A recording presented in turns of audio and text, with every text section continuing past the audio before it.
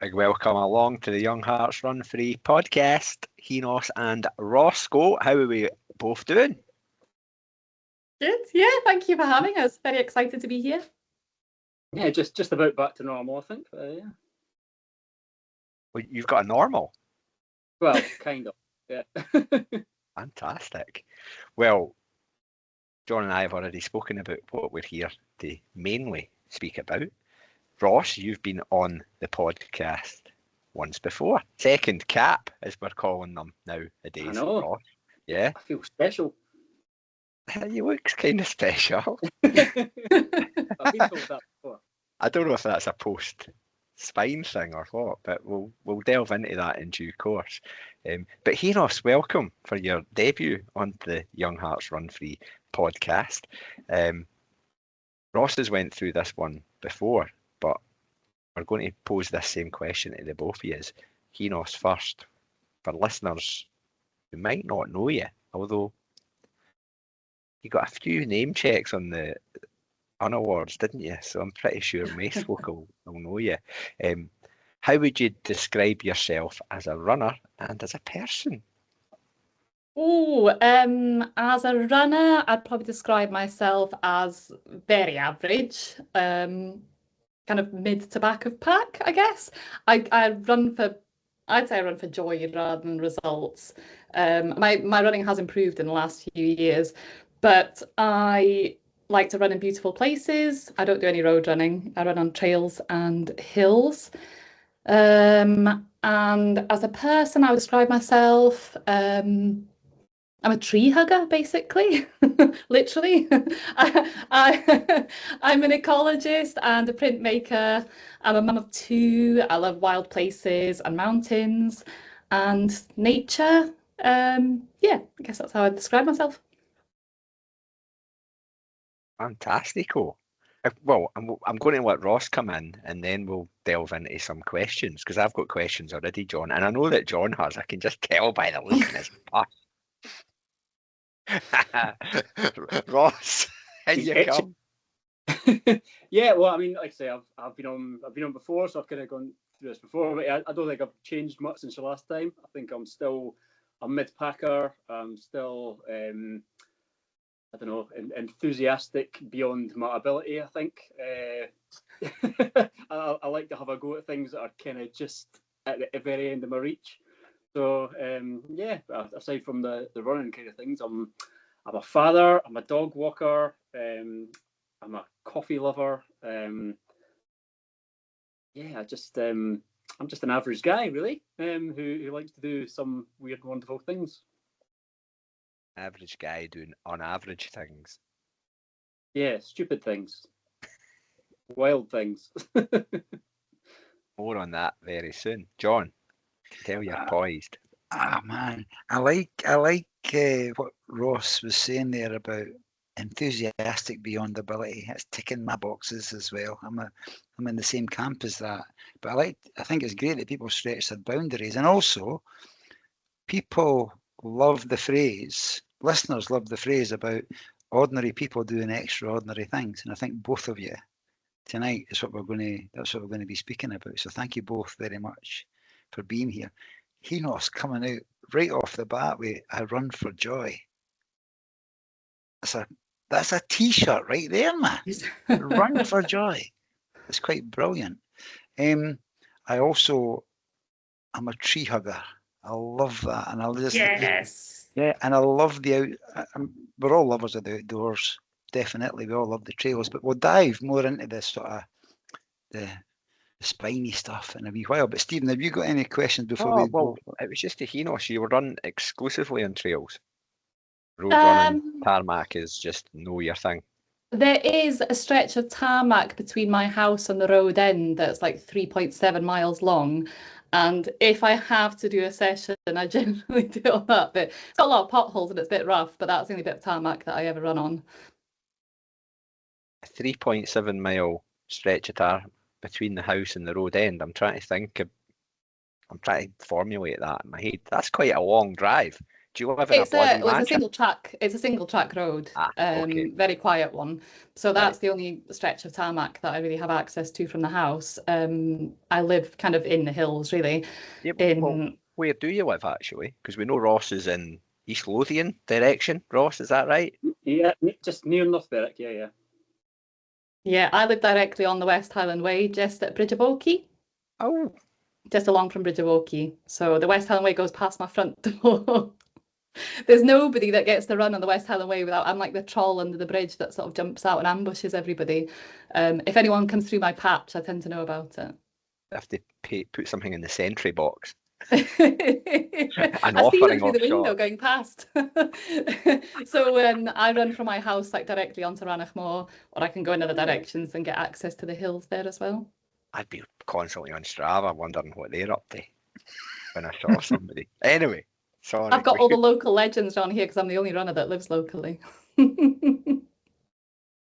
So sorry, see, just for my nosiness, I don't want you to give your postcode away, but you're in about the Victoria Bridge part then? I am, yes. Yeah. I think cool. most people in our kind of niche running community know where I live because I do little pop-up sort of checkpoints and things for races and cheer people on with my very noisy cowbell and snacks and stuff like that. Brilliant. Pop in for a cup of tea sometime. Anytime, the Unofficial kettle's aid always on. Unofficial aid station, I love it. So what took you down to the Pennine Way then? That is our next turn. What was the attraction and why 2026? You want to go first, On you Ross? go. No, you go ladies first. I followed the spine race for years. I'm absolutely fascinated, as a lot of us are. I think when you see it on a map and when you get into all the dot watching and everything, it's just like it covers such a huge area and it goes through all these different areas. You know, it's a journey, isn't it? And it's captured my imagination because it's such a massive adventure. And I've been watching it for years, and you start wondering after a while, what would it be like to go through all those different landscapes and to travel such a huge distance? I think it's the challenge of it. It's such a massive challenge. You kind of want to know what your capabilities are. Would you be capable of doing that?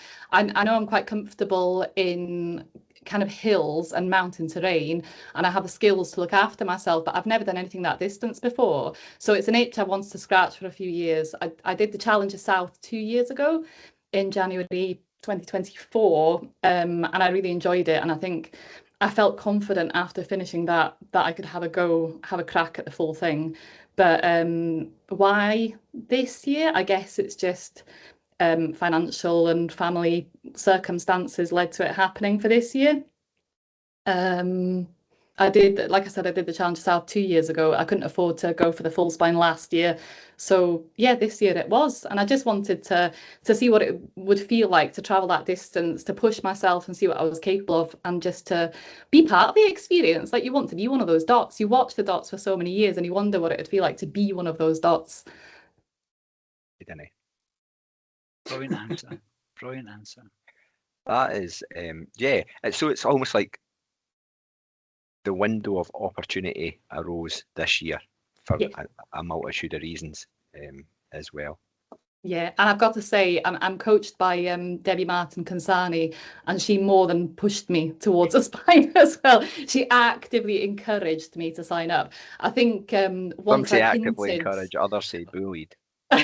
Once I hinted that I was interested and that I was keen, yeah, she kind of told me to go for it, and I think that kind of pushed me in the spine direction as well. Brilliant, good on Debs. Ross. Yeah, well, I was kind of the same. I was one of these avid dot watchers for years and years, and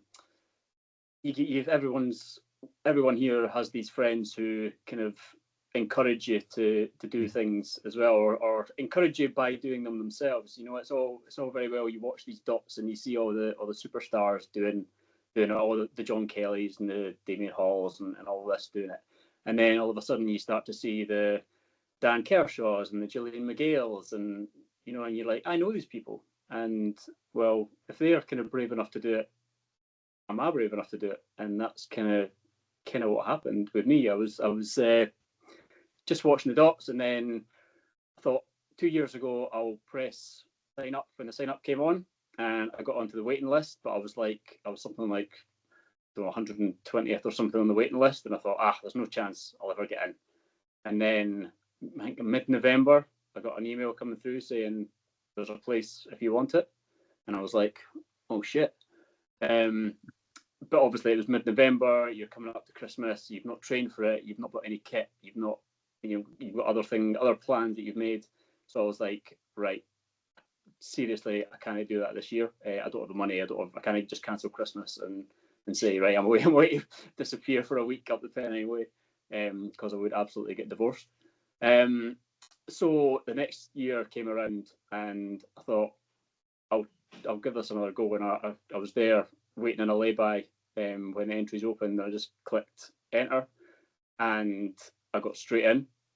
And I was like, well, fate has decided that this is the year I'm going to get straight in. So I got straight in, and I had to tell Alice that I got into the spine, and she freaked out a bit. And I took her a year to calm down, and that was kind of how I got there. So yeah, it was just one of these things that you've been watching the dots for so many years, and then you just decide, right, I'm never going to do these bucket list races unless you actually have the balls to do them. So that was it. Hit the button. Yeah, and I was also, I have to give a little bit of blame to Sarah Perry, because I was considering doing one of either the Challenger North or Challenger South, because I was like, yeah, do I want to kind of ease myself into one of these races by doing one of the shorter versions like most sensible people would? And I asked a few people's advice as to like, what do you think would be the best introduction, the North or the South? And Sarah kind of said to me, well, do you want to do the full thing? And I was like, well, yeah. And she was like, well, why do you want to waste a year doing the North or the South? Just jump in and do the full thing. And I was like, well, Sarah Perry tells you, it's probably good advice. Sage advice from previous guest and friend of the show. Yeah. Yes. So, so it's all her fault, really. I'm going to go back to what I said at the start about ordinary people doing extraordinary things, and you mentioned Dan and Gillian doing that, and they've inspired you and lit a fire for you. But that's going to happen. So maybe we should apologise now for anybody listening in who finds himself on the start line of a big adventure. But we're sorry, but we're not sorry. Go for it. Yeah, about what we're going to speak about. Ross, the tagline is Britain's most brutal, right? Yes. And we know about it. You both just mentioned about the the dog watching and the exposure to it. I've actually got two questions because they're all flying through my head. My main question is, how was your training in preparation for the start line in January? But the wee side question is, how often did you think about the spine every day since you signed up? Well, to answer the first question, training was not ideal. I've kind of been carrying various niggles and injuries for a couple of years. Do you want to say anything about them? Were they biggies, big injuries? No, they weren't. They were all really minor, but they were all kind of just niggly things that I couldn't shift and I couldn't get rid of. And it was things that were showing up. I was doing a lot of backyards, and they were all kind of showing up after like 60, 70 miles. So it wasn't something I could kind of train out, because I was running fine until like the 60, 70 mile mark. But obviously you can't do 60, 70 miles training runs without needing a bit of rest afterwards. So yeah, I was just getting niggles in my shins, niggles in my ankles, niggles in my Achilles, and it was kind of race-ending problems. That I was doing the backyards, and obviously with the backyard you don't get enough time to rest. So if something starts hurting, you can't take a wee while to sort it out. So it was always ending all these races. So I was going into this thinking, I don't want the spine adventure to be over after 60 miles with one of these niggly injuries. So myself and my coach took the kind of volume right down, and took the intensity right down in terms of training for the months leading up to it. So it was all just a lot of easy running. And then obviously you add in the weighted pack and the kit and all that kind of stuff, and just going out and doing kind of long runs, long steady runs, back-to-back runs, but there wasn't any kind of real intensity. There was a few interval sessions here and a few hill sessions there, but time in the Pentlands, that kind of thing, just big Saturday afternoons in the hills, doing that kind of thing with the pack on. And that was really the basis of all my training, because anything else that I tried to throw in there would throw up some kind of niggle, and then I'd have to take time off training. And it was like, mentally that kind of drags you down a bit, because you think, I'm not putting in the work here. So yeah, training wasn't great. It was all very stop start, and I did feel going into it like I want to go into it not injured, but also I don't feel like I'm particularly well honed here to be going into this race. But at the end of the day, it's not a 100-miler, and it's not a 50-miler. You know, I don't need too much speed or too much particular skill. You know, it's just a bit of a slog to keep going and going and going for a long time. So as long as I can keep doing that, that's all I really need. And keep doing that, you did. Who's Yeah, your coach? Who's your coach? John Connolly from Pylan, who I was with for about 4 years, I think. So yeah, so he knows me well, and he knows what works for me and what doesn't. And this was a problem that had been going on, like I say, for a while. So we were kind of well versed at what worked and what didn't. Because we should say as well, it's a success for both of your coaches too, for Debbie and for JC as well. So well done to them. Absolutely. And back to that side question, how many times a day did you think about it? Once, but it was from the moment I opened my eyes to the moment I closed my eyes. Alice will attest to this. There's not one single conversation that I didn't turn round to be about the spine. At any point of the day, it was all something came back to running or the spine or kit. Yeah, it's one of these things. It just, because you sign up in January for the year after, you know, it's literally all you can think about for pretty much a year. You've just got to let the other things in your life just happen as well. Yeah, I mean, yeah, everything else is going on and you're aware of it, but one eye is on the spine at all times. You know, because birthday parties, your eye's on the spine. You know, you're on holiday, you're thinking, I could get some training in here to go to the spine, or you're out shopping and you're like, oh, I'll just pop into this outdoor shop and see if there's any kit for the spine. You know, it's just everything goes there. Yeah, all Christmas. What's Christmas? Yeah, Christmas. There's not one thing I asked for from Santa that wasn't part of the mandatory. On the kit list. He knows. Same question to yourself. Now, I actually felt part of your training, because you posted quite a lot of stuff on Instagram and stories when you were out and about. But how was the Instagram versus reality? How was your training? How did it feel in the build up to the spine? The training is the kind of thing that I like. It's like long time on feet, going quite slowly and trying to get out into wild places. So that's perfect for me. Although that's what I really love doing. It's quite time consuming and you do have to really prioritize it, which is hard, obviously, when you've got family and work and everything else. But long time on feet, and I was doing things like getting the train out to Ranach or Carawer and running home, so that you're crossing over bogs and Ranach Moor and getting more into out of the way places.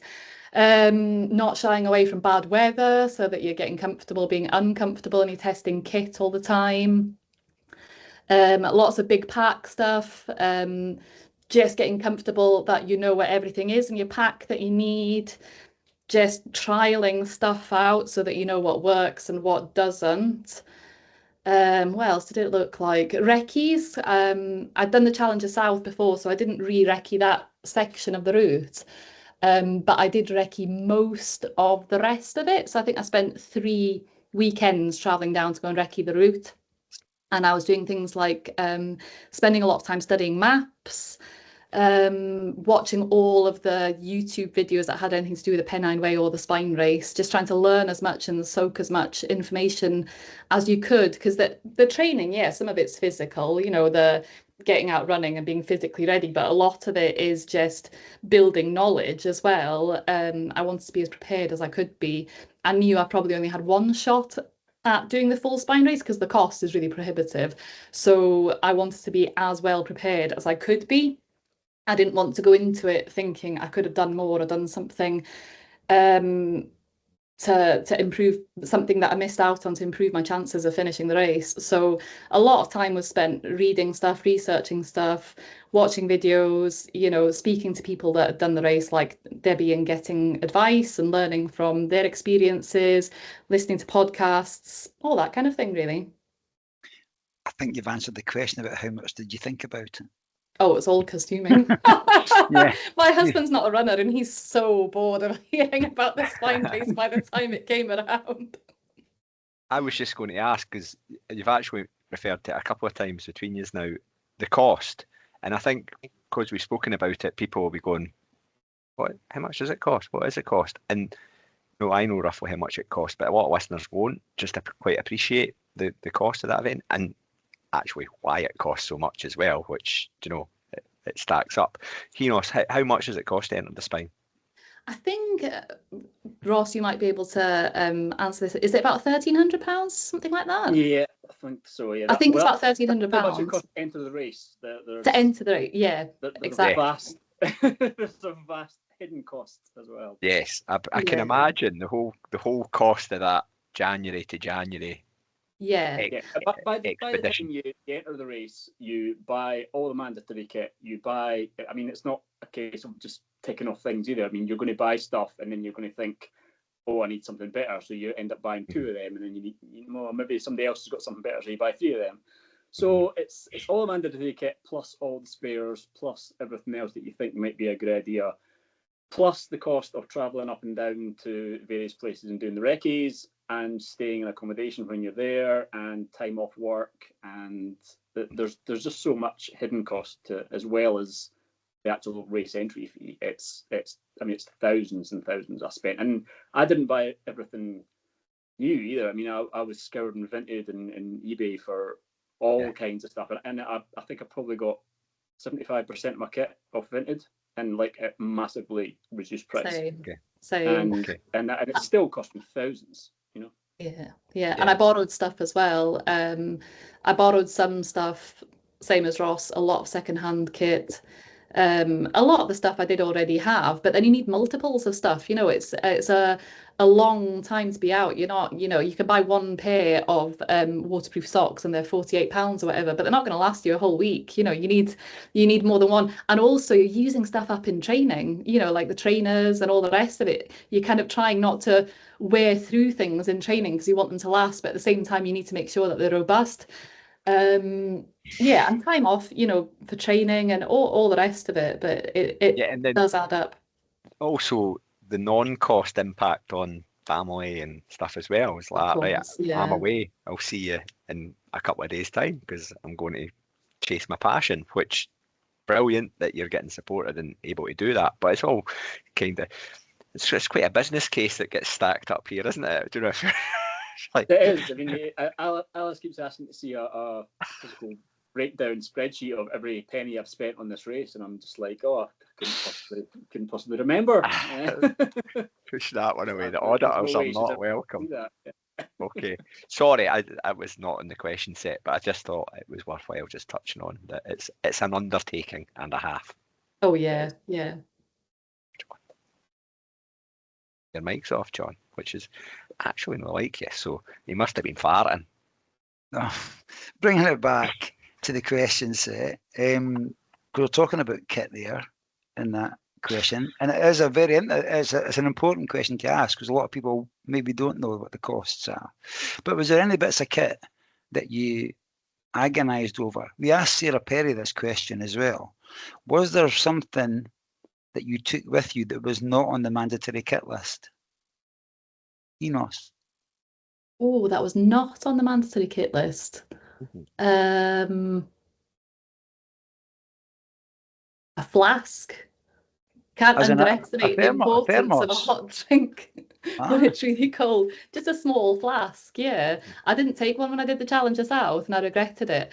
and I did stop in a public toilet because you had to carry a stove then to make a hot drink. It's a real morale booster when you're in the middle of the night and you're really knackered, and maybe you're in a public toilet, or I don't know, even out on the hill or something, just to have something hot to drink. Yeah, I mean, you're carrying so much stuff anyway, the weight of an extra, and also it can go towards, you have to carry a 2 litre minimum capacity for carrying liquid. So you're not carrying 2 litres of water at any one time. I generally had a litre in 2 soft flasks. Then I had an empty soft flask, and then I had my flask, which counted as the other 500 ml sort of container. So that was something that I would recommend. What else did I take that was not on the kit list? Sorry, can I stop you there? Was it tea or coffee you had, or soup? What was in your flask? Oh, generally tea, I think. I'm quite coffee obsessed at home, but on the spine race, I think it was generally cup of tea, oat milk, 4 sugars, whenever I had the opportunity of getting Do you always anywhere near a cup take of 4 tea. sugars? No. Okay. No, I don't No think wonder any you were peeing all the time. sugars.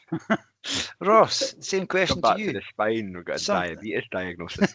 Something that wasn't on the kit list that you took with you. Yeah, I'd say the same. I had a little thermos. It was sort of not. I didn't even plan to buy it. I was in a hardware shop buying other bits and pieces to go take on the spine, and I saw this little 350ml thermos that was like £3.49, and I was like, I'm just going to stick that in my side pocket, and it was amazing because every time you went to an aid station, you filled it up with coffee and stuck it in there, and if you were ever just feeling a wee bit cold out on the hill and just stopped for a snack or whatever, you're like, oh, I've got a wee bit of coffee in the back there that I can just get something hot in me, and it was brilliant. So that's something that wasn't on the kit list that I took, but there was also other things that I took on the kit list. Other things that I took that weren't on the mandatory kit list. I took a bigger pack, and I packed extra layers and extra bits and pieces that were brilliant to have, just because the weather being so changeable, or if we got wet or needed to change things. Excuse me, I knew I had them with me, and I'd advise anyone doing the spine that unless you're looking to like podium at the spine, take a bigger pack so that you've got room to take extra things, because and not have everything totally crammed together. Just have a bit of rummage room, because the time that you're going to save running is minuscule over that distance, and having just bit extra room to carry a couple of extra things that are going to make you comfortable are going to be the difference between finishing the race and not. We had the same pack, didn't we? The I Osprey. No, I had a Mountain Trailblazer, so I took. Oh, did you? Oh God, my memory is really bad. In my head, they were exactly the same. No, they weren't. They were not even the same brand. Ignore me. But when you asked about whether I agonised over any bits of kit, I went through 5 different packs in my training before I settled on one. I had the Montane Trailblazer, which is the one I already had that I used in the Challenger South. I borrowed 3 that I tried and couldn't settle on any of them. And I think it was less than 2 weeks before the race, I bought one on Vinted, and that was one I finally used. I think I only got to use it once on a long run before the race. But I found it really. Llinos, what was it? The one you used? An Osprey Tempest Velocity. It's a 30 litre. 30 litres. Okay. Yeah. Ross, were you yeah. 30 litres too? I went for 32. Not to be outdone. Not to be outdone, but no. I mean, there's people carrying like 12 and 15 litre packs, and I'm just like, how are you getting your stuff in there? I mean, there's a few people like put it on YouTube and stuff to show that they were putting all the mandatory kit in, and it was fitting, but there was no room for anything else. Yeah. You know, you wouldn't have got a wee 350ml thermos in that as well. It just wasn't space. So that's important. Yeah, that's a golden nugget right there, man. I mean, I had loads of room in it, and it's not like I was filling that up with weight. You know, I had room in it, and I could cinch it down, so it wasn't at capacity at any point. But having the room made it so much easier to get stuff in and out, especially for kit check, which is I don't know if you know, but they do kit check at the start and at every checkpoint. So it's such a faff if everything's like sardined into your bag, having to take everything out to get to the thing that they're asking to see that's right at the bottom. Whereas if you've got a bit of rummage room, you're just pulling it out and away you go. So it's worth noting I anyone to take a bigger one. Yeah, with the kit check as well, they do it as you're leaving the checkpoint. So you've repacked your bag, ready to go to leave, and before you leave, they do the kit check, and they usually ask to see something like your sleeping bag or something that's completely like stuffed into the bottom of your pack. They have to make sure that you have the things to keep you safe, and you know that they're going to do it. So you try and not pack too carefully because you know that you have to do it again when you leave. But yeah, my pack was 30 litres and it was stuffed to the gunnels constantly. I do feel the cold, and I knew from doing the Challenger South 2 years ago, it was a particularly cold year that year. I ended up wearing 5 jackets by the end of that race. I do feel the cold, so I had a lot of extra insulating layers because I knew that I needed them. Okay. Brilliant. Was that a little early dialect dictionary word there, stuffed to the gunnels? Could be. Yeah, Could be. brilliant. One of my It wasn't on my favourites. list. One of my favourites, that.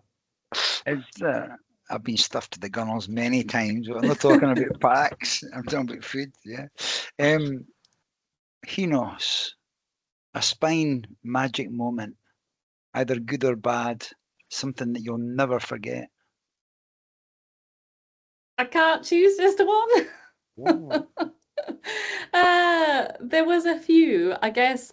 The two standout ones of being out on the trail were when we left Hawes and we were going up Great Fell, and we'd had really shocking weather before then. Oh, especially coming Did in. you see the cold there? We don't talk about that. We don't talk about that. But the bit just coming into Hawes was really miserable for quite a few hours. It was horrendous. And we had a really big break at Hawes, which is the second checkpoint. And that was the furthest that I'd been before because that's where the Challenger South finishes. So when I left Hawes, that's the furthest I'd ever gone in a race, or on my own 2 feet. And the weather had improved. And although we were going into the night, the weather was so much better. The wind had died down and it had cleared, and the sky was so full of stars. It was absolutely rammed full of stars. It was absolutely stunning. And I just remember switching the head torch off so you could just look at it. I think Ross was probably fed up of hearing me go, look at the stars, look at the stars. But it was just absolutely beautiful.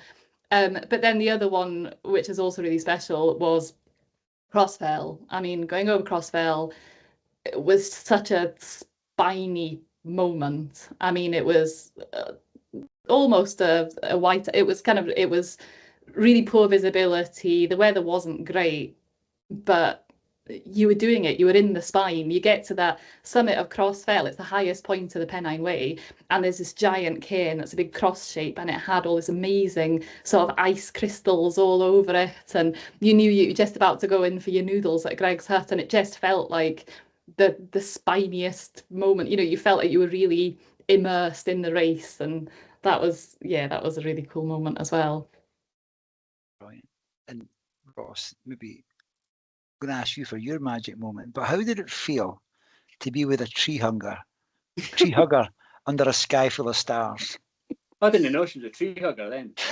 No, honestly, that moment is one that I share as well as one of the highlights. I'm not sure if it's because it came after like one of the lowest points that we don't talk about. One of the lowest points on the race, if not my life. I had a really bad low in the section before, or the night before that. So I think coming out and going up Great Fell and having that break in the weather, and just that moment of being out there on the course, and it was literally just the two of us.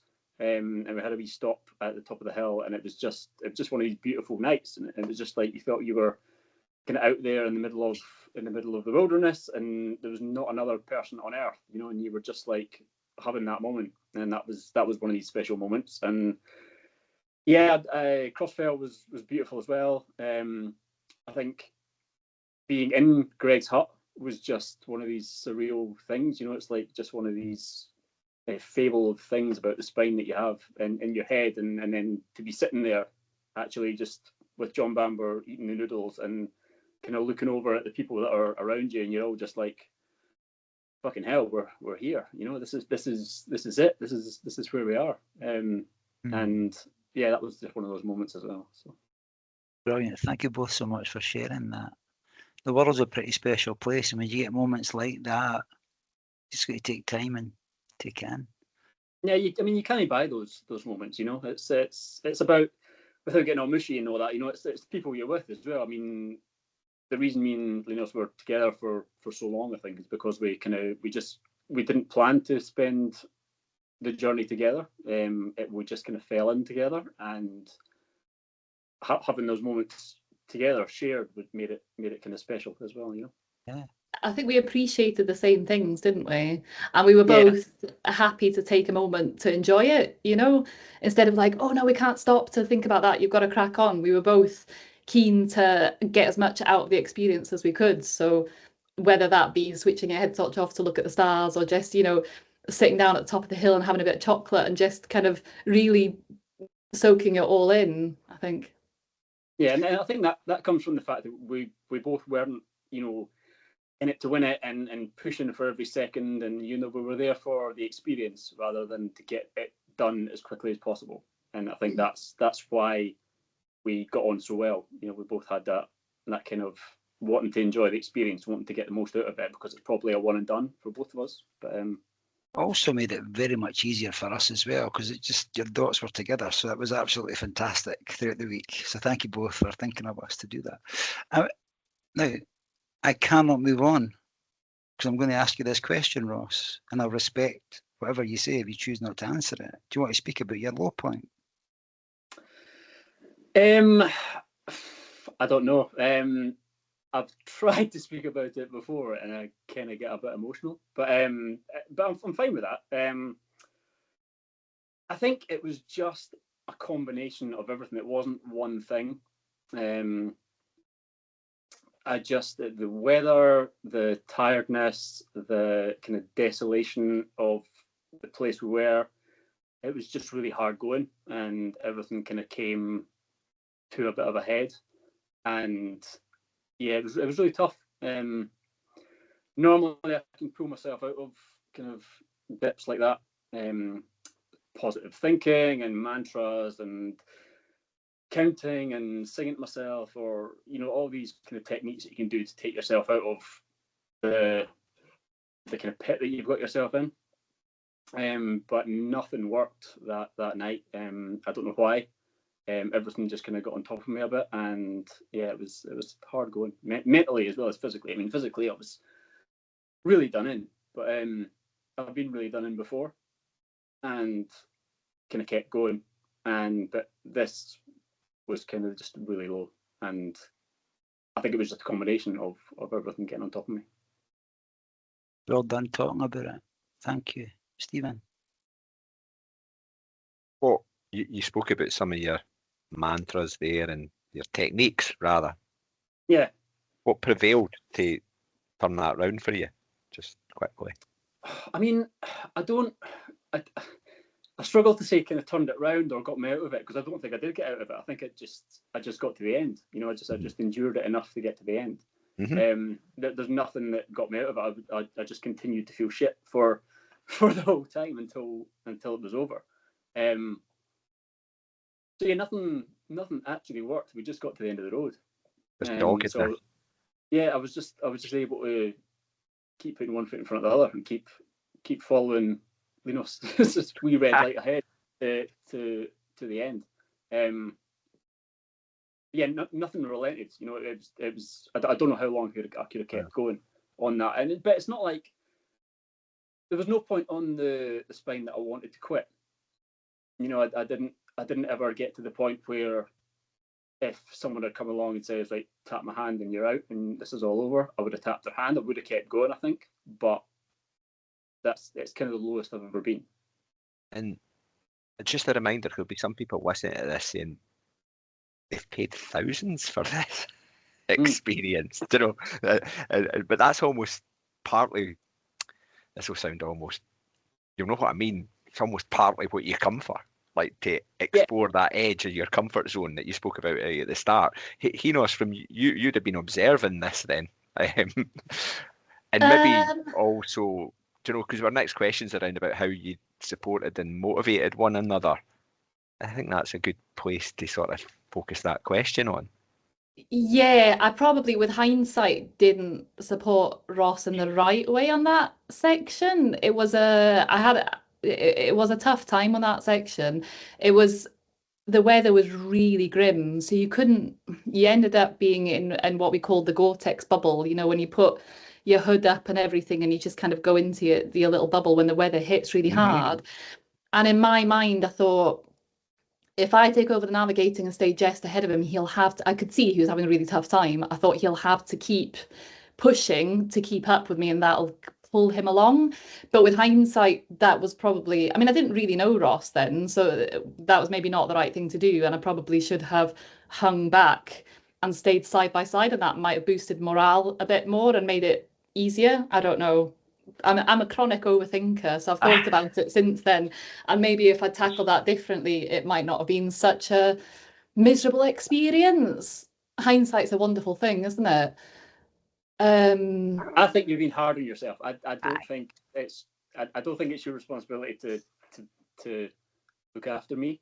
No, it wasn't a responsibility I mean? to look after you, but I think maybe if I'd done things slightly differently, it could have been maybe not such a hard experience. I don't know. It's easy to look back and think that you should have done things differently. I get really emotional when I think I'm an emotional heart of my sleeve person anyway. I cried a lot in that race, like poor Ross. Okay, Llinos, what was your lowest moment? Oh gosh. Getting to Langdon Beck and Oh, you're going to set her off now. Yeah, I got to Langdon. I found the checkpoints really hard, and I hadn't thought about that in advance. I thought about checkpoints and making sure that everything was packed in a certain way in my bags, that I could access it. I had a list that was laminated so I wouldn't forget what to do. But I hadn't taken into the consideration I can be quite sensitive to loud, noisy places and things.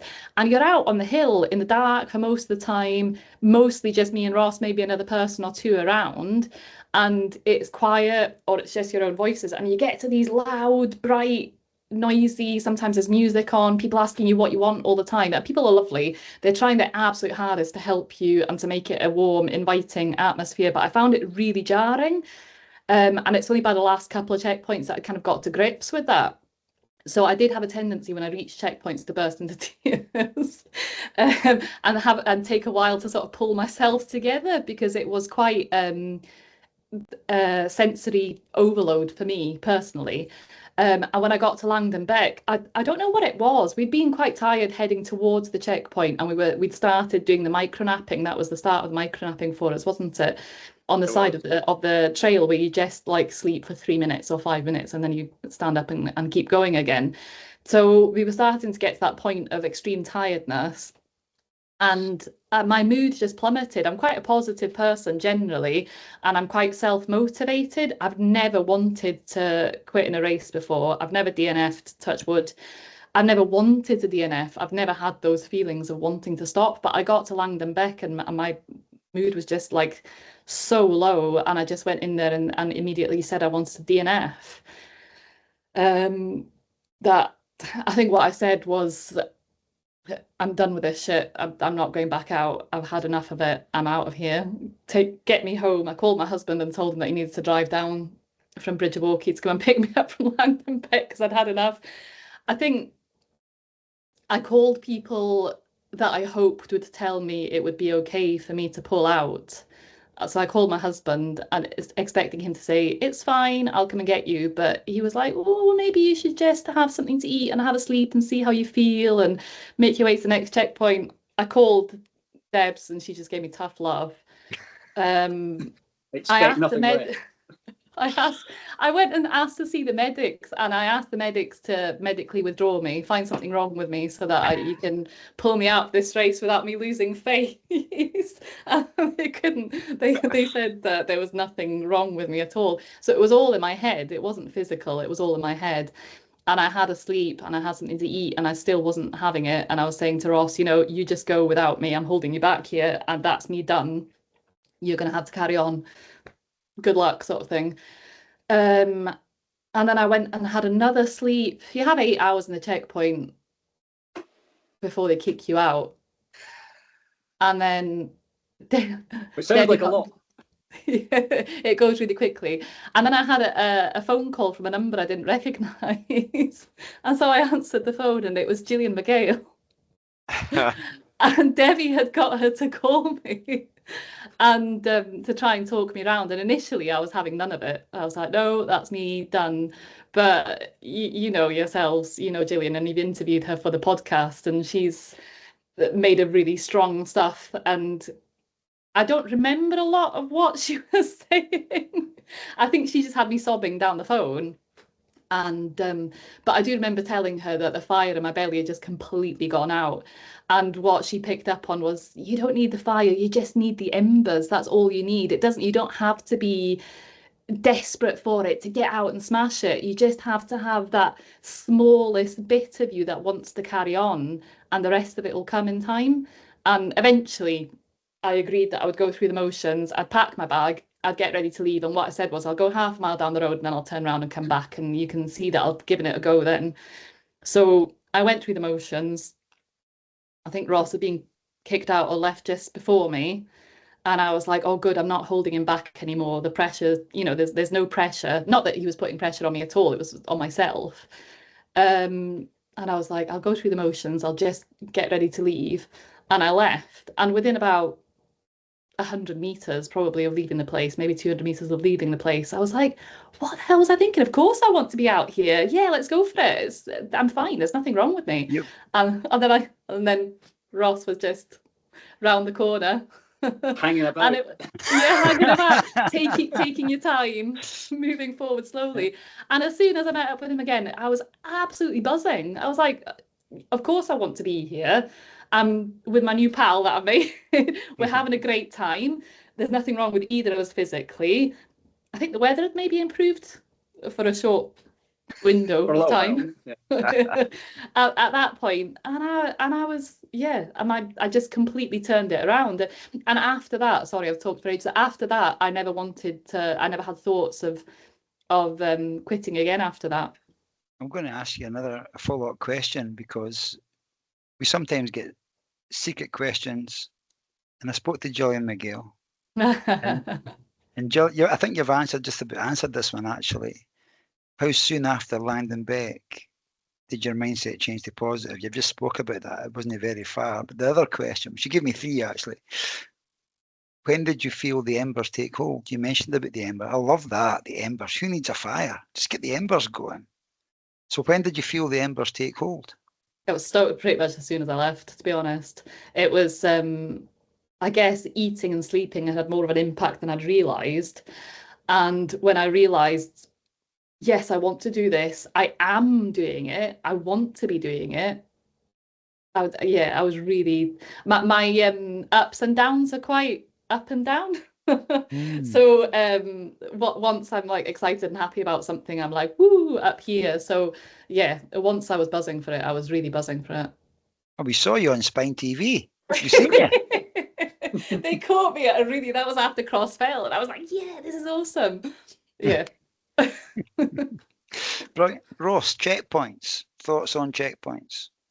Yeah, I mean, like Lena says, it's very jarring going from like out in the middle of nowhere by yourself in the dark to like going into a village hall full of people and like everybody's buzzing about trying to get you stuff, and you're kind of shell shocked. You know, it's no surprise when you walk in and you see people just sitting there staring into space because they don't know what to do with themselves. You know, it took us, well, it took me anyway, a good couple of checkpoints to kind of get to grips with how it all worked and what you needed to prioritize, and because you're basically just given a little chair to sit on and your bag's dumped in front of you, and that's all the space you have to organize yourself and like deal with your kit. So if your kit bag's jam-packed full, you only have the footprint of the bag to work in. And if you're trying to kind of bandage up your feet and deal with blisters and change clothes and all that kind of stuff, you have to do that where you are, especially if the checkpoint is busy. I think where we were kind of just behind the main pack, so there's people who had it busier than us, I think. But it's still very jarring compared to what you've been out in the dark and stuff. You know, it takes a bit of getting used to. And if I can add as well, generally we were arriving at checkpoints absolutely soaked through and like clattered in mud. So yeah, also, and not all of them had drying facilities or even hanging facilities. So you've got your tiny footprint of your chair and your bag to sort things out, but you've also like got loads of wet, filthy kit kind of hanging off you, and you're trying to kind of that adds an extra layer, I think, of things to contend with, doesn't it? Well, yeah, you don't know where to start. You know, you're like you say, you're cold, you're wet, and you're like, well, okay, I have to get this cold, wet stuff off. But how am I getting my dry stuff on without getting it all wet? And like it's just things like that. The logistics of it all. We're trying to puzzle out. And how do I charge my stuff? And where do I sleep? And do I want to eat? And do I need coffee? And if I have coffee, will I be able to sleep? And it's just the logistics of it all were a bit bamboozling until you get into the rhythm of it and you think, okay, right, first thing I'm doing this, second thing I'm doing this. And you'll hear a bit of brain fog as well in there, just Yes. naturally. Yeah. Oh yeah, you don't know what day it is. You don't know what you're doing half the time. You're just like, where am I? What checkpoint is this? Is this number 4? Like, what's going on? When did you get in the rhythm of it? Alston for me. Yeah, I think I was Langdon. I think I was into it by then. That's quite well on. You know, that's a lot of. You know, you were Alston. Yeah. But Stephen, you and I we've been in changing rooms after a race or even after playing football and stuff. Think about the amount of space that you take up. And you take off your kit and you've got your towel and you've got everything lying about you. To have that footprint just in front of you and you've got to work in that space. And as Llinos and Ross, your towel. Yeah, as Llinos and Ross have just described, but you're then taking off. If I'm getting undressed and it's wet clothes, they're going everywhere. They're getting lashed everywhere. But you're then going to think about, I've got to somehow get these dry because in the next day or two I might need them again. You know, and yeah, you can't really. Even the stuff inside your drop bag needs to be waterproof because they do get thrown about outside in the rain and stuff. But what I hadn't considered, and everything was within bags within the drop bag, but I hadn't considered that all the condensation, I think it's condensation from the wet, muddy things that you're putting in your bag, makes everything else wet. So when you opened your bag, I was like, everything is just soaking. Oh, it's disgusting, like smelly and sopping wet. I can imagine. Lovely. Yeah, and everything's freezing cold as well. So like your bag is obviously stored out. Your drop bag is stored like outside or in trucks or whatever. So it's freezing cold. So like, you open it up thinking I've got nice warm clothes, and you pick them up and you're like, Jesus, these are absolutely freezing cold, and I don't want to put these on. So just to be clear, because I think Llinos reacted there when I said about taking wet clothes off and drying them. If you take wet clothes off, are you not using them again? They go in your drop bag and up the road later on. So you've got other dry clothes. You're taking dry clothes for the whole adventure. Yeah, and I think you were really good, weren't you? You're also going to have a shower and changing all your clothes and stuff. In checkpoints and things, I'm slightly more feral, and I wasn't that concerned at changing things unless I really had to. But yeah, you do need quite a lot of changes of things because if things are so wet through and muddy, then you need to change. And things like your waterproof socks are only going to last so long before you need to put a fresh pair on and things. And then you're having to put your filthy mud-filled sort of waterproof socks in a bag to put in your drop bag. So my drop bag was so full I had to practically sit on it to close the zip, which with hindsight wasn't the best idea. But I got a great tip from watching somebody else. So your drop bag is rammed full of stuff and you're trying to find things. And I was taking 20 Ziploc bags out to try and find whatever was in the bottom. But this guy had one of these blue IKEA bags, that fold down to nothing. They're really lightweight. And what he was doing was he had his blue IKEA bag and he was taking things one at a time, the bags one at a time out of his drop bag into the IKEA bag, seeing what he needed from them so you could go through everything and then putting them all back. And I was like, that's genius. Wish I'd thought that. I mean, mine just ended up everywhere. Yeah, the floors are all wet and everything as well. You know, they're just like kind of scout halls and village halls and places like that. You know, so it's not they don't have like massive conveniences and stuff. And there was a few kind of checkpoints I went into expecting some kind of it'll be a nice comfy seat with a bit of fire going and this kind of stuff. And you walk in and it's just like this freezing cold scout hall, and you're just like, oh, this is not what I signed up for. I'd rather just kept going if I thought this was. And everyone's kit looks the same as well. A lot of people have got the same gloves or the same jacket or the same bits and pieces. So you've got to watch you don't mix your stuff up with other people's. I even labelled like my power banks and the charging leads and everything just with a bit of tape and my initials on so that you don't get mixed up with other people. Yeah. I remember speaking to Lucy Gossage. We spoke to Lucy Gossage about it, and she spoke about the aid stations and the checkpoints. And that was the first time, because I'd imagined you go in, they'd be nice and warm. Come on in, it's nice and warm in here. You know, but that wasn't Lucy's experience, and it sort of opened my mind to that. I took a hot water bottle. That wasn't on your. Was that in your kit bag? In my drop bag, yeah. And well a few of the colder checkpoints, I'd get them to fill that up for me as soon as I went in, and then I'd tuck it down my top to warm myself up. Or if I went for a sleep when it was really cold in some of the places. Did it stay in your drop bag, or did you take it with you on the?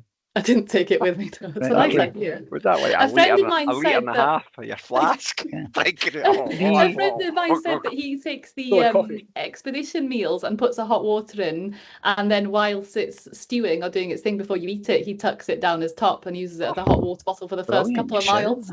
Brilliant shout. Yeah. On the Pennine Way, after day 2, 3, day 4, 5, 6, 7. Yeah. There's a lot of time together. There's a lot of space. Are you talking? Are you singing? Is somebody telling jokes? What was the crack? What was the conversation? Ross? I don't know. I think we did both. We did periods of manic chatting, and we did periods of just no one spoke. And it worked equally well. I think we both just knew when to chat and when to just get our heads down and get on with it. I mean, the weather had a lot to do with it. You know, if it's like driving rain and howling wind, you can't speak because you've got a hat on and 2 hoods on. So, and you know, you can't hear what each other are saying. So you just accept that this is a silent period and you just get on with it. So yeah, we talked about everything, didn't we? There's life, love, and the universe. I think that everything that goes on when you're. I mean, it's like you say, it's a long time. There's a lot of conversation topics to get through, so you have to just keep things taken over with whatever. Well, you're probably awake and together over that course of a week than you've ever been with your partner and your family. Being awake and moving for that amount of time, you know. So, did you become aware of? Is it one of these things? What happens on the spine stays on the spine. The things that we speak about, we'll never speak about again. Llinos. Yeah, I mean, I guess you do that. It's quite an intense experience, isn't it? And it kind of accelerates a friendship quite quickly. We did talk about everything. We talked a lot about dogs, didn't we? We both like dogs. I think Ross liked it less when I asked him things like, what's your favourite bird? We chatted about everything. And then there's things like, you know, after the second day, I'm a chronic oversharer. Like, but my bladder was not holding out for very long at a time, and I had to pee constantly. And it's like you just have to get over it, don't you? And initially, you know, you're doing like things like, oh, you know, you carry on walking and I'll catch you up. But after a while, it's like just look the other way, you know. And things like that's not to be underestimated, by the way, for a woman having to crouch down for a pee after like 150 miles. The quad muscles were not happy about that. Especially when it's like every 20 minutes or something, and then you have to try and find a stile or something to scrabble back up again. But you kind of, that embarrassing stuff, you just have to get over it because it's just life, isn't it? But I think those of us that do this kind of sport, you kind of get used to stuff like that, you know. It's just, if Ross was the kind of person that didn't, that was sensitive to women talking about stuff like that, he probably wouldn't have hung out with me for very long, to be honest. Because, yeah, Well, that's it. I'm not that polite. But we were quite quickly comfortable, and that was it. It was all just very easy, and that's why we hung about together for the whole week, because it wasn't a chore to do so. It just flowed, and it was just easy, and we were just pretty comfortable with each other quite quickly. Yeah, and I think although we're maybe both quite different personalities, I think we complemented each other sort of skill-wise, and I think we're both very competent. I wouldn't have wanted to hang out with somebody who I didn't trust their judgment, that you couldn't bounce ideas off. And I think we both helped each other. I think we're both competent, and I think similar skills, and wanted the same things out of the experience. And I think similar values as well. So we did talk about everything. And, I did start chatting to somebody else at one point who I won't name, but their values didn't align with mine. And after about 5 minutes of chatting to him, I realised I didn't want to chat to him for much longer after that. Running up the trail shouting, Ross! Ross! Come back, Ross! You have to pick your company wisely. And I think it's just luck that we fell into step together, and that we got on. I think, I don't think we annoyed each other. I may be annoyed. I cried a lot, so that was a lot for you to deal with. But I would have cried a lot if I was by myself as well. So, did you know each other? Had you met before the spine race in January? Not really, had we? The paths had crossed maybe at a race or two. I think I met you briefly at the fling. Yeah, and we've got mutual friends, and we were kind of, social media friends, if you like. We were in the same chat group about the race with some other people that Ross set up, but we didn't know each other, no, and obviously didn't set out to run together. So that it sounds like that rapport's happened pretty quickly, though, and you've just explained, you wouldn't hang about with somebody that wasn't your vibe anyway, So no, life's too short. There's a lot of things that have to fall in as well. You have to get on, you have to kind of be similar pace. If one of us was massively quicker than the other one, we wouldn't have been together in the first place, or we wouldn't hang about together. No. It doesn't make it for a perfect situation. It's because we had only kind of met each other at the start line. When Venus was having our issue at Langdon where she was wanting to DNF, had she been a friend that I'd known for years, I would have been in a better position to know how to kind of get her out of that funk and get her on. But because we'd only known each other a couple of days, so I'm like, does she need a bit of a kind of hug and a kind of gentle talk round, or does she need a kick in the arse and a bit of tough love? So we just had to work out these things as we went along, and but I would say 99% of the time everything just flowed without any real effort on either of our parts. And there was also quite a fair amount of dark humour and laughing in the face of adversity, I think. Yeah. Which helps when you've got someone else to share that with you. Because sometimes it was really shit, let's not lie. There was moments that were awesome, and overall the experience was a really positive one. But there were times where you were just like, this is just awful. And you just had to laugh about it. The Pennine Way is not a nice footpath, is it, Ross? It's not. England's premier trail. Yeah, no. If that's the premier trail, they need to do some work. So there was a lot on its good days. Yeah, there's a lot of hysterical laughing when things were really shit, and that helps boost your mood, doesn't it? It really does. Yeah. And how bad or good is Ross's singing? Singing? He didn't sing, said did that was one of his techniques for getting himself out of funk. Is that just singing to yourself, Ross? Yeah, I was just singing to myself. Okay, so he was actually singing the whole way. Luckily, she was way up ahead, so it was fine. I'd been in my Gore-Tex bubble at that point. Gore-Tex bubble. It's quite a protective bubble. Man. It's not good, though. It's not good, I'll say that. I'm just wondering, I'm not going to ask you to share this, if there was any point in the week that either of you said something and the other one went, nah, it's just too far. We've got that dark humour. It's a godsend, a bit of dark humour, I don't think so. I don't think either of us are particularly easily shocked. So maybe Stephen and I are like that. A high threshold. I think we were on a similar wavelength. It was fine. That's good Yeah. to hear. That's good to hear. This was a question that Gillian McGill had asked when I'd asked for Llinos, but it's one that's relevant for you both. And Ross, I'm going to come to you first. When did you know you were going to make it to Kirk Yetholm? For me, I think as soon as we set out from Burness, I think once I got through the Burness checkpoint, I was like, "There's nothing really between me and the finish now. I just have to march it out. There's nothing unless something goes disastrously wrong.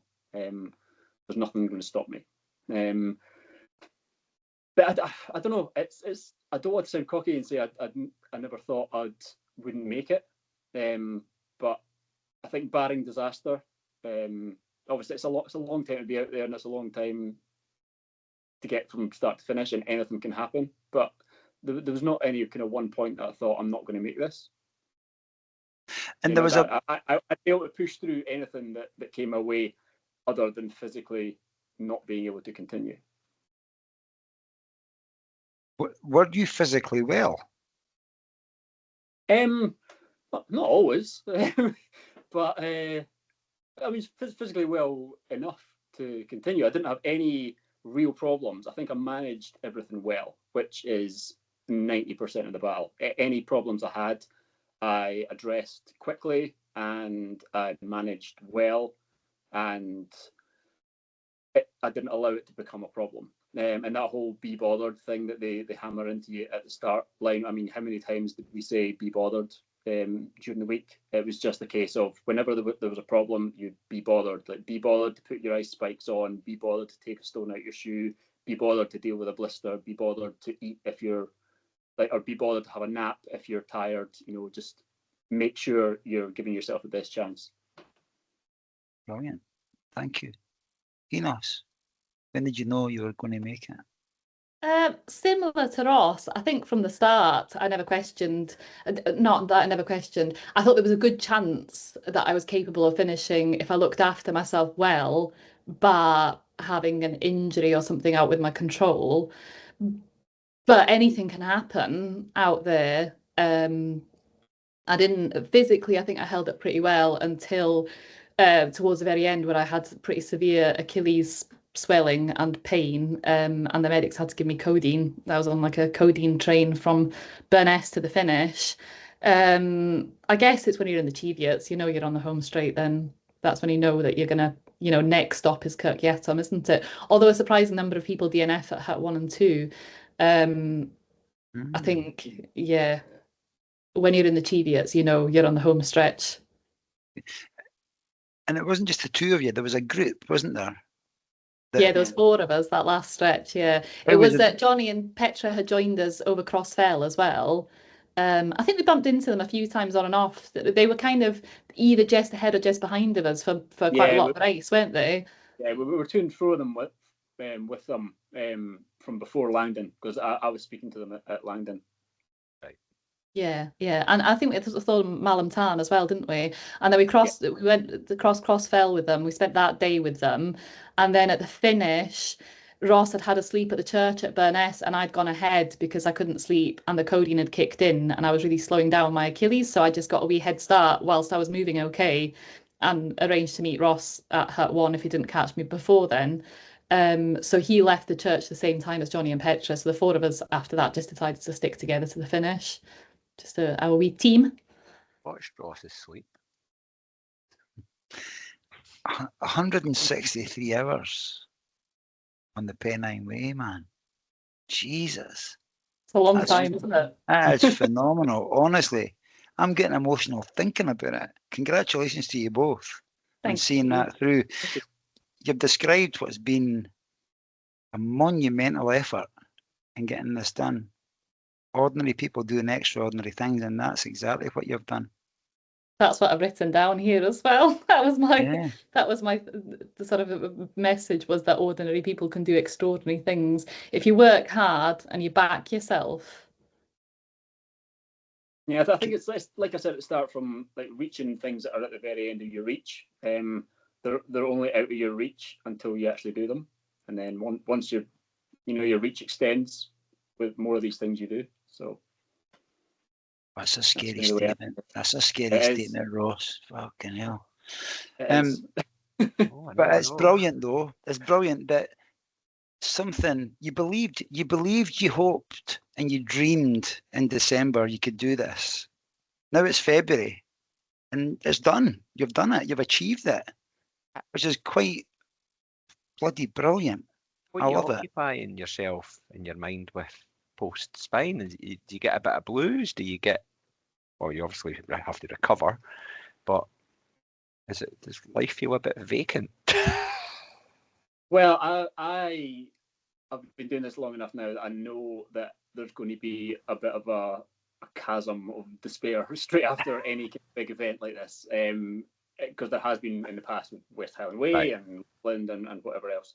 There's always a bit of a come down after it, and usually the bigger the goal, the bigger the achievement, the bigger the kind of Crash at the end. So I did what any sensible person would do, and I got a puppy. Okay. So I've got a good coping mechanism. Brilliant. I've got a 13-week-old husky puppy that's currently keeping me busy.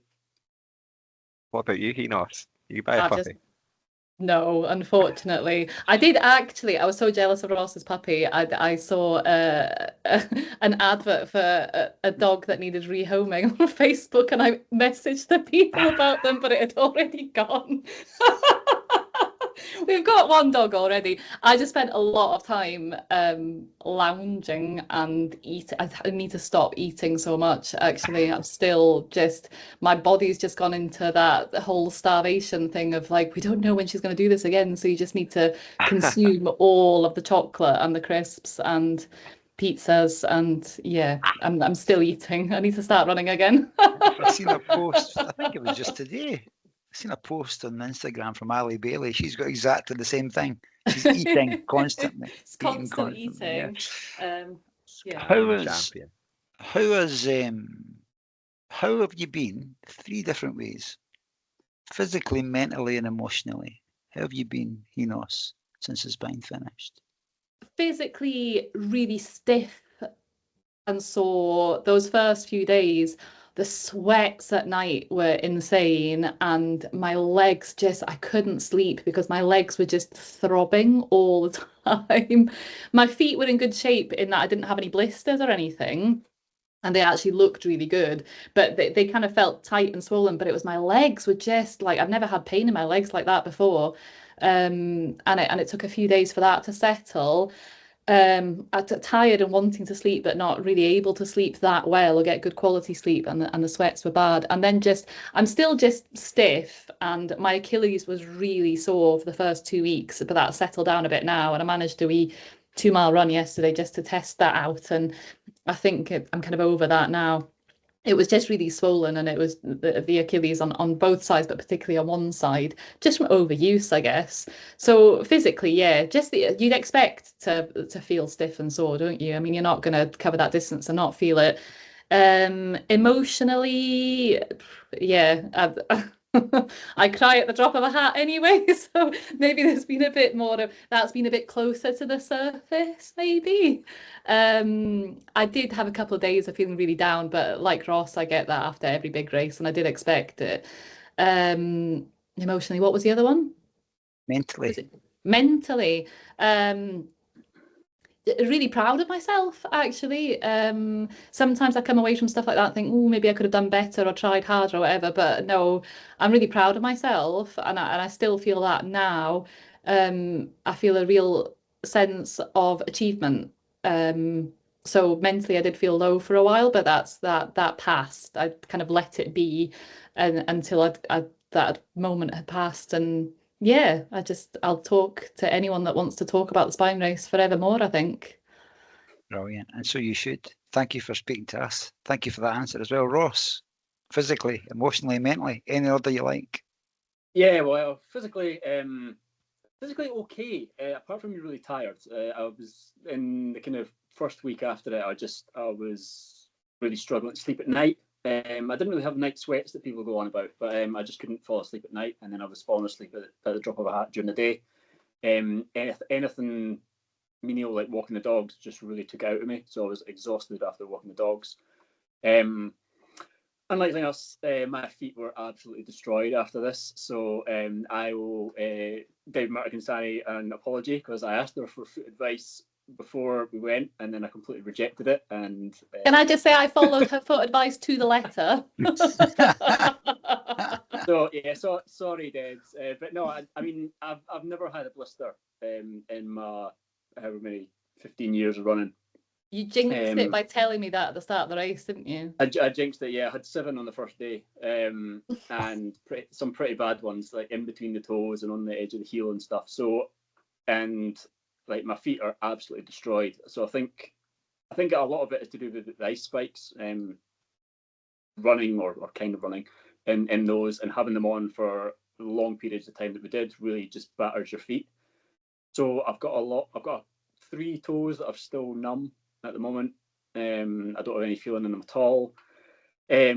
Somebody looks like they've taken a cheese grater to the soles of my feet, so they're all kind of flaking away and not looking good. I'm missing a toenail, and feet just generally are a bit battered. But everything else seems to be okay physically. So from the kind of ankles up, I'm not too bad physically, and the tiredness is subsiding now. Mentally, I'm pretty good. I feel, like I said, really proud, and like super proud of what I've done. We're really happy with how it went. There's nothing I would change about it. I got the experience that I wanted out of it. So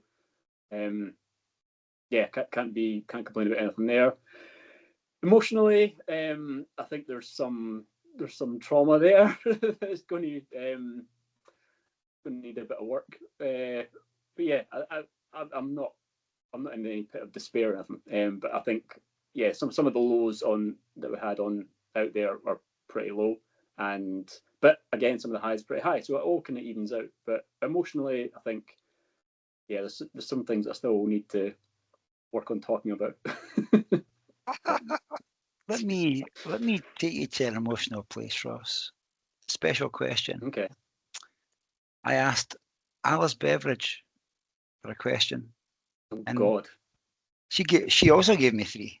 But the question I want you to answer is, what do you hope your children take from watching you take on something this hard?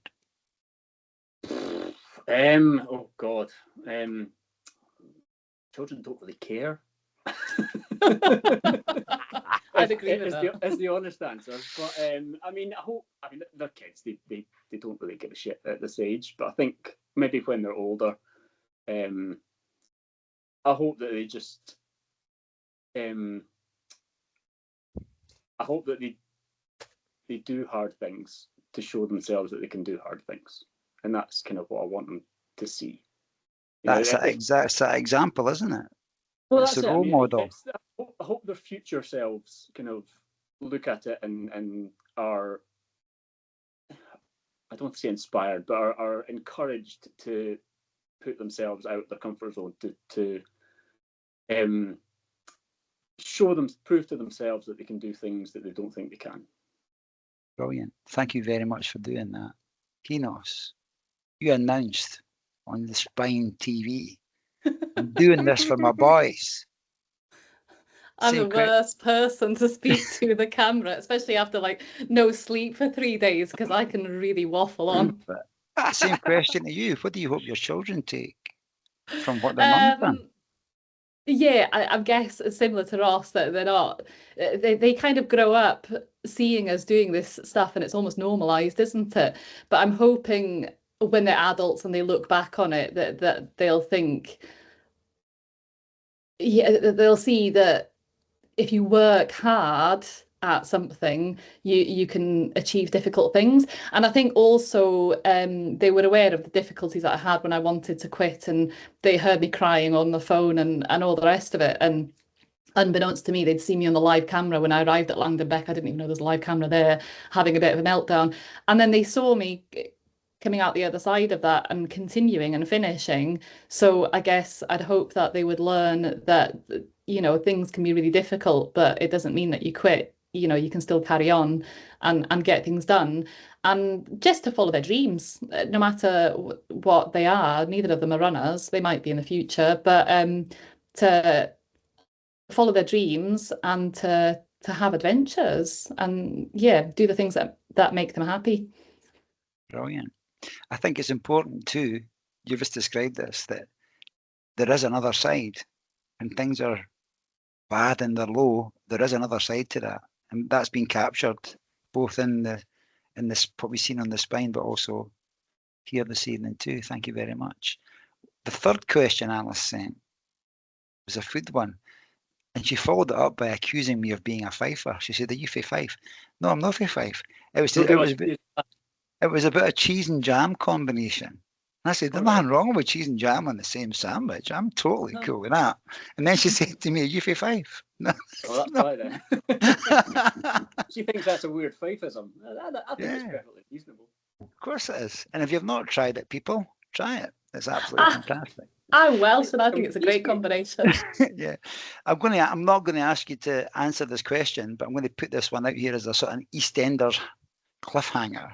The other question Alice asked was, what actually happened on the Cam Road? But we'll leave that there.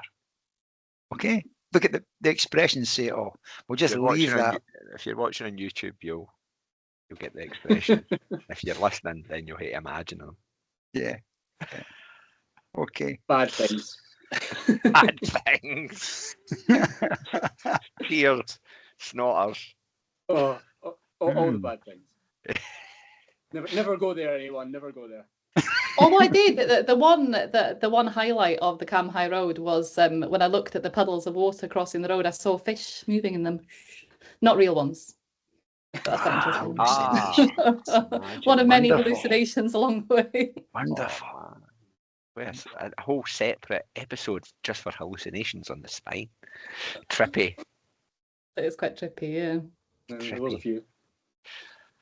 Is it too early to ask, is there a spine itch to scratch, Llinos?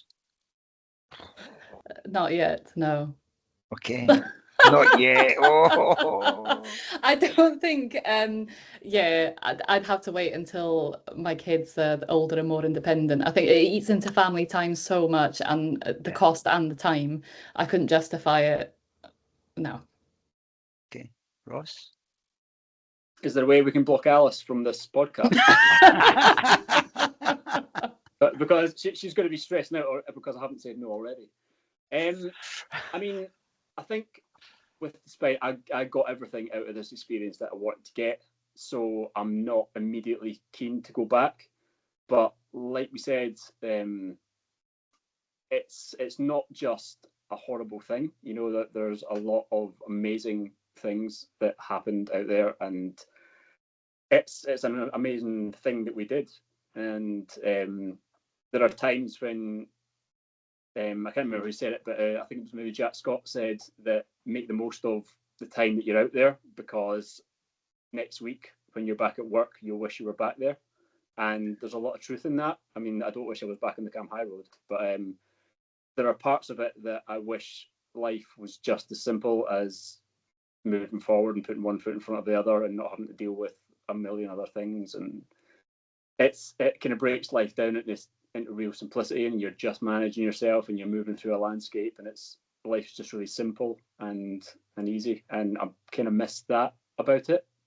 But that's a long-winded way of saying I'm not going back immediately, but that's not to say I won't ever go back. And I mean, I don't think I'll go back and do the full spine again. I'll probably say that. I think the experience I had is kind of scratched that itch for me. I might go back and either volunteer, I might go back and do a shorter version in a long time, just to be part of that whole event again, and that whole family, and that whole epic thing that it was, because I think I'll miss it. The FOMO will get to me eventually when I'm watching these dots every year. But in terms of going back and doing the full winter spine again, I don't think I will. Okay. My husband kept a voice note from me that said specifically, it says, the Pennine Way can get to fuck, and I'm never coming back here ever, ever, ever, ever, ever, ever again. And he's kept that voice note, and he said whenever I'm tempted to sign up for it again, he's going to play it back to me. And in fact, he has played it back to me many times since I came home, just to remind me. So yeah, there is that. Brilliant. Thank you both. We so always much. say that swearing on the show is more than welcome if it adds context to the story. I think that's I feel a it was prime, relevant for the feeling that I had Absolutely. at that point in time. prime example. You've answered the question in relation to what you hope your kids will take from your experience. But for people listening in who are like-minded people, maybe not to the spine distance, some people are, but maybe some people are building up to different things and different lengths of adventure, different time on feet. What do you hope they take away from hearing you speak about your spine journey, Llinos? That I'm a very ordinary, average person. You know, people, it is labelled as being Britain's most brutal race, and I think the people at the front of the race have a very different experience to maybe what we had. But you can look at ordinary people like us and think and maybe take inspiration from. I'm not saying, sorry, I'm trying to word it that I'm not saying that I'm an inspiring person, but I think it's easy to look at people at the front of a pack and look at their experience and not be able to relate to that yourself. Whereas if you look at people that are more ordinary, further towards the back of the pack, you can maybe look to them for advice and inspiration. And if you're not sure, get in touch with someone. Like if anyone wants to message me and ask about the spine race, I'll answer any questions about kit or logistics or anything like that. Just break it down into chunks and see what your strengths and your weaknesses are and what you need to work on, and just make a plan to, if you really want something, if there's something that you really want to do, make a plan, break it down into achievable bits and make it happen. Brilliant. You know, you can say that you're going to do it in 10 years' time, but none of us know what's around the corner. If you want something bad enough, then go for it. And reach out to those people that are maybe more on a skill level, the same skill level as you, and ask them what they think. Brilliant. Thank you, Llinos. Thank you very much. That's Words a of great wisdom. offer. Yeah. Ross, people listening in, Yeah. what do they Yeah, I take? think the same. Yeah. I think yeah, find out, man. If something's on your radar and it's at the edge or even beyond what you think you can do. I mean, you don't know until you try it. You have to. It's simple advice, you know. But I'm an enabler. I'll always tell someone, yeah, just go for it, sign up. So yeah, I mean, do it. You don't know until you try. What if you always wonder?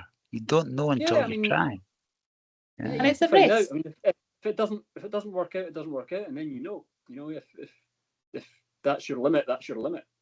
Yeah, Then, it is a risk, and I think you have to make yourself vulnerable to even be on the start line. That, you know, there's quite a high, when you look at what is the DNF rate for the spine race, it's quite high, isn't it? It's about 50% or something. So there's always things that are going to be out with your control. You're not guaranteed to get to the end, and you have to be prepared to make yourself vulnerable and put yourself in that position. But like Ross says, if you don't try, you'll never know. Scratch the itch. Scratch the itch. Yeah. We're just about to wrap this up, but Llinos, you were raising awareness and raising funds for a charity. Do you want to say a bit about that? And you're traversing the 268 miles of the Pennine Way. Yes, I don't generally do fundraising when I do a race or an event, because at the end of the day, they're generally quite selfish pursuits. But this was a biggie, and I thought, if I'm going to talk about it a lot and put it out there, I might as well do some good at the same time. So I've been raising money for a charity called Young Lives versus Cancer, which is a charity that helps children and young people that are diagnosed with cancer and their families in a lot of practical ways. And I've had experience of seeing how this charity works, and yeah, they do some really good work, and support a lot of people that need it at a really vulnerable time. So I'll keep the fundraiser open for another few weeks. If anybody wants to donate anything towards them, that'll make a huge difference. Thank you. If you're listening to this podcast, you'll find the link to that donation in the show notes. That'll be there for you. Thank you, Llinos. Thank you very much. Okay. I think we could talk about this all night. Llinos has got a rather big deadline to meet, though. So, there's plenty of time. It's fine. There's plenty of time. We know the deadline. But in traditional fashion, Ross, I don't know if you've thought of another dialect dictionary word, but Llinos, a debut opportunity to throw a word or phrase into the dialect dictionary. Over to you. I love this. I listen to the podcast. I'm always like, oh, what would I choose as my word? Welsh is my first language, so I've got loads of options because there's so many really good Welsh words that are really descriptive that don't have like a direct translation. But the one that I've decided on, I've got a short list here, but I've decided on it, is panad, beside that one, which is short for cwpanad, which is a North Walian word for a brew. People don't say a brew up here either. We say that in North Wales. A cup of tea usually, or a coffee. And a panad, I've always got a panad in my hand. In North Wales, it's used by English-speaking people as well. You said you want a panad. The minute you get into anyone's house, you're offered a panad. Have a panad with your tea. With every meal of the day, I've always got a panad on the go, and on the spine race there was quite a lot of panads. There was quite a lot of cups of tea with 4 sugars on the go, and whenever you came across, I mean, the kindness of strangers was a huge thing on the spine race. I could talk about this all night, but just random lovely people, farmers popping up in Nissan huts on the side of the road with flasks making you a panad. Huge morale booster. I'm a big fan of a panad. Panad. Thank you very much. I'm not sure if it's our first Welsh entry. I've got a vague recollection, John, that we've got another Welsh word in there. I'll need to check back the record books. It's very, very full, this particular edition. But a first dialect dictionary word for season 15. Thank you very much. Llinos, Ross, any Fifeisms for us? Well, I stayed away for Fife because I've not been there in about 20 odd years. So I went for something that was kind of Yorkshire, but given that obviously that's where the Pennine Way comes up through. So I know you've obviously got quite a lot of Yorkshire guests and stuff that have been on the show, so this has possibly been used already, but I went for frosd, which is referring to your fingers or face being very cold, which it definitely was for about a week in January. So frosd, F-R-O-Z-Z-E-D. Frosd. Frosd. Never heard that. That's a new one on me too. So if you're feeling a bit frosd, you get a huddle of panad, and that would sort of get man. So sorry for all your Yorkshire viewers and listeners if I'm totally butchering that. But there you go. That's all right. I've still got to go back and ask Llinos, do you take sugar in your tea when you're not in the spine race? No. No. Okay. No. Okay. It is a sugary tea is a good thing. That helped me at Glenmore 24. I loved that. Yes. Yeah. Yeah, I had it as well on the spine.